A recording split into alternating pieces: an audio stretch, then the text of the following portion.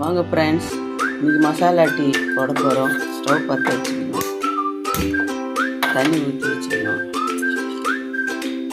அதுக்கு டீ தூள், ஏலக்காய், பட்டை, இஞ்சி போட்டு நெசுக்கி வச்சுருக்கேன்.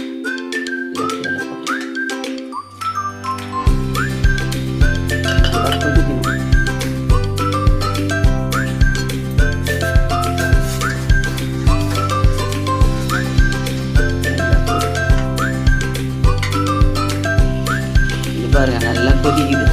மசாலாலாம் நல்லா கொதிக்குது.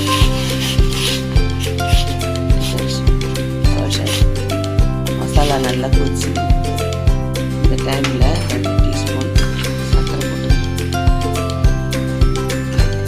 2-3 தேவைக்கு ஏற்ப சர்க்கரை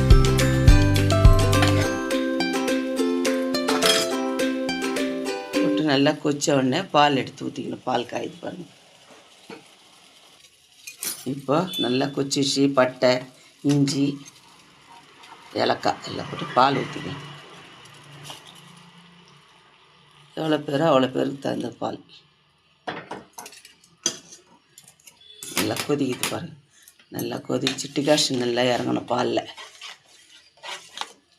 அவ்வளோதான், வடிகட்டி டீ குடிக்க வேண்டியது தான். அவ்வளோதான். ஓகே.